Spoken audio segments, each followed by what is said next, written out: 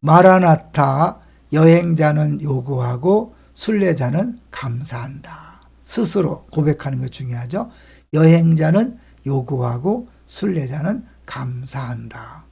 요구하면 반드시 다툼이 생기게 돼 있어요. 갈등이 일어나게 돼 있어요. 요구하면 상대방 요구를 들어줄 수 없거든요. 근데 요구해서 안 들어주잖아요. 그러면 비판하고 정죄하죠. 그다음은 저쪽에서 가만히 있지 않잖아요. 내가 비판받으면 자기를 정당하게 해서 또 비판하는 거죠. 그러니까 비판받지 않으려거든 비판하지 말라. 예수님 말씀하신 이유가 있는 거죠. 그래서 요구가 아니라 감사로 살아갈 때 우리들이 가는 곳마다 천국을 경험할 수 있는 거죠. 오늘 제목은요. 바울의 세 가지 겉면과 세 가지 고백의 연관성인데 제가 새벽 기도회를 준비하다가 하나님이 은혜를 주셨어요. 오늘은 이제 디모데후서 2장이거든요. 디모데후서 2장에 보면 바울이 디모데를 권면하면서 세 종류의 사람을 이야기해요. 하나는 좋은 병사, 또 하나는 경기하는 자, 또 세 번째는 수고하는 농부에 대해서 얘기하거든요. 근데 이 2장에서 디모데에게 이런 마음으로 사역하고 살아가야 된다라고 말한 바울이 디모데후서 4장에 가보면 자기가 선한 싸움을 싸우고 달려갈 길을 마치고 믿음을 지켰다라고 고백하거든요. 연결해 보시면요. 좋은 병사로서 이제 고난을 받으라. 선한 싸움이잖아요. 그죠? 경기하는 자, 달려갈 길을 마쳤다. 수고하는 농부, 믿음을 지켰다. 요 세 번째는 좀 설명이 필요하지만 딱 짝이 맞는 거죠. 그러니까 바울은 그냥 디모데에게만 그렇게 살라고 말한 게 아니라 자기도 평생을 그런 마음으로 살아갔고 마지막에 주 앞에 가기 직전에 자기 인생을 돌이켜보면서 나는 선한 싸움을 싸웠다. 달려갈 길을 마쳤다. 믿음을 지켰다. 디모데후서 이제 2장 3절 6절을 같이 한번 먼저 볼 텐데요. 3절 4절 너는 그리스도의 예수의 좋은 병사로 나와 함께 고난을 받아라. 군인 자체가 힘든 거잖아요. 그 남자들은 군대 갔다 와야 된다고 하는 게 뭐냐면 힘든 거예요.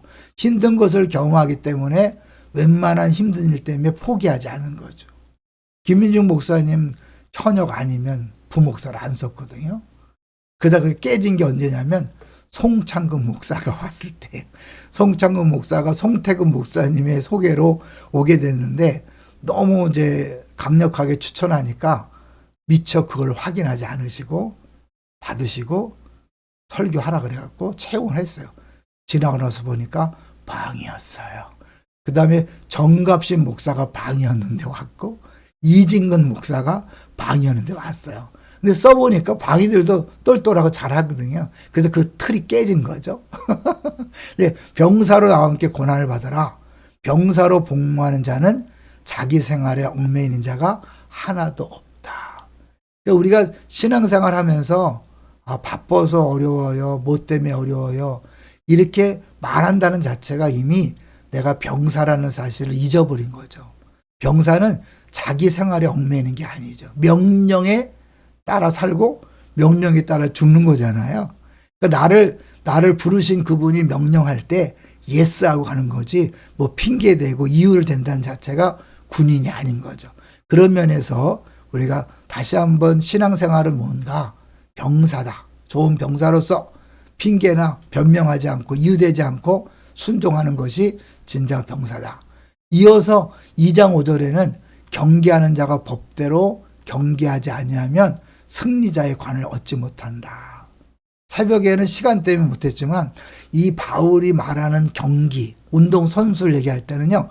그 당시 그 소아시아 지방에 올림픽 경기가 있었어요. 지금은 4년마다 한 번인데 그 당시엔 2년에 한 번씩 올림픽 경기가 있었는데 그 올림픽 경기의 선수가 되기 위해서는요. 최소한 10개월의 훈련 기간이 있다는 것을 알고 그렇게 알고 지원을 해야 돼요.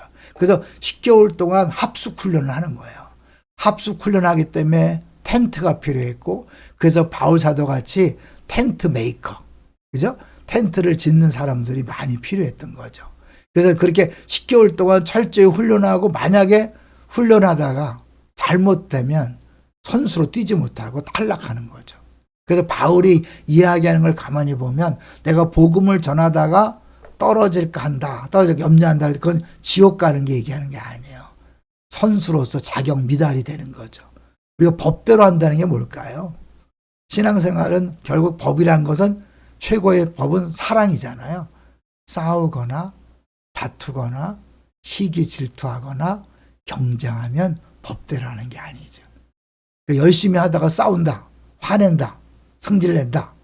이거는 법대로 하는 게 아니기 때문에 탈락인 거죠. 그래서 우리가 그 부분에서 신경을 써야 되는 거예요. 열심히 하는 게 아니에요.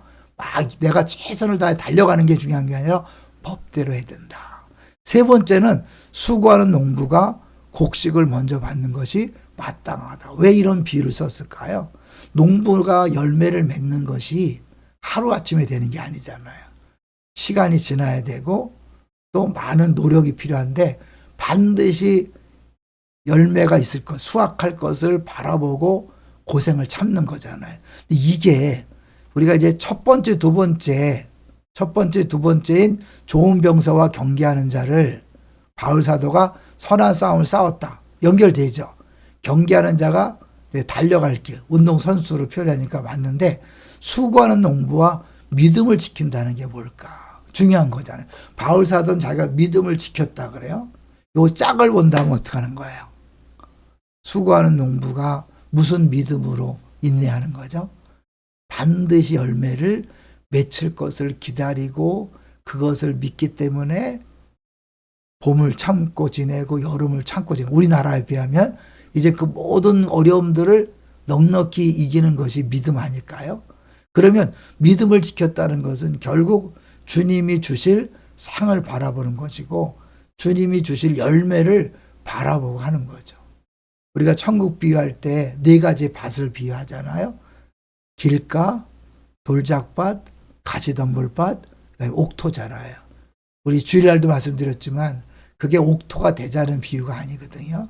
우린 자칫 잘못하면 내가 옥토가 돼야 된다. 그 의미가 아니잖아요.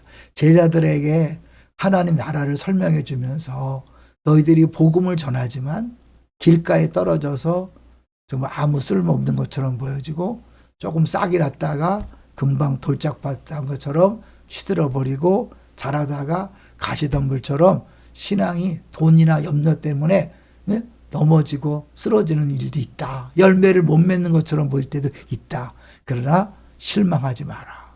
진짜 제대로 된 땅에 떨어지기만 하면 30배, 60배, 100배 열매를 맺는 것이다. 그러니까 그걸 바라보면서 작은 실패 또 작은 방해 이런 것에 흔들리지 말라는 거잖아요.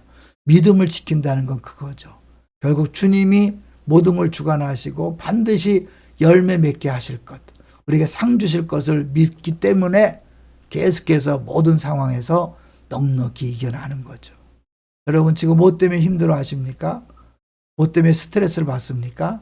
왜 포기하고 싶고 그만두고 싶습니까? 내가 원하는 대로 열매가 나타나지 않고 내가 해도 소용이 없다고 느끼는 것은 아닐까요? 아니요. 그런 상황에서 필요한 것이 뭐예요? 수고한 농부가 열매를 기다리고 끝까지 참는 것처럼 우리가 믿음을 지킨다는 것은 반드시 열매가 있다. 그리고 상이 있다. 하나님이 다 하신다. 갚아주신다. 라는 것을 믿는 믿음으로 가는 거죠. 갈라디아서에 보면 육체를 위해 심어도 열매를 맺어요. 성령을 위해 심어도 열매를 맺어요. 문제는 육체를 위해 심으면 썩어질 것을 거두는 거죠. 눈에 보이는 열매는 금방 나타나요. 육체를 위해 심는 것은요, 금방 나타나요. 사람들의 인정을 받고 눈에 보이는 열매는 금방 나타나요. 오래 못 가요. 썩어지는 거예요. 근데 성령을 위해 심는 것은 금방 나타나지 않아요. 겨자씨 하나를 갖고 누룩 갖고 금방 나타나지 않아요. 그러나 결국엔 영생을 거둔다. 영원한 거잖아요. 이게 어렵기 때문에 착한 일을 하되 믿음의 가정들에게 더욱더 하라. 그래서 낙심하지 아니하면 반드시 열매를 거두리라. 우리는 진짜를 믿고 있잖아요. 진짜를 전하고 있잖아요. 진짜를 믿고 있고 전하고 있고 진짜를 신고 있기 때문에 반드시 열매를 맺게 되어 있어요. 영원한 열매를 거두게 되어 있어요. 믿습니까? 그거를 믿는 믿음으로 살아가는 것이 믿음을 지키는 거죠. 디모데가 너무 나약하고 힘들어하고 두려워하고 부끄러워했죠. 1장 7절 8절을 보면 그가 부끄러워했고 두려웠다는 것을 보여주잖아요. 그에게 얘기하는 거예요. 부끄러워하지 마라. 두려워하지 마라. 낙심하지 마라. 포기하지 마라. 우리는 원래 그런 일에 부름받았다. 힘든 게 당연하다. 고난은 정상이다. 그리고 열매가 쉽게 나타나지 않는 거 그건 당연한 것이다. 그러나 끝까지 믿음을 지키면 믿부신 하나님이 반드시 신실하게 갚아 주실 것이다. 할렐루야. 오늘도 우리에게 주어진 사역을 하다가 혹시 힘들다고 느끼거나 포기하고 싶거나 지친다고 느낄 때 다시 한번 기억하세요. 오늘 새벽기도 제목은 뭐예요? 바울의 말을 생각해 보는 것이고 예수 그리스도를 기억하는 것이에요. 죽은 자 가운데서 부활하셨어요. 부활은 뭐예요? 끝이 없다는 거잖아요. 절망은 없다는 거잖아요. 실망은 없다는 거잖아요. 할렐루야. 다시 한번 용기 내서 힘있게 달려가시기를 주의 이름으로 축원합니다. 할렐루야.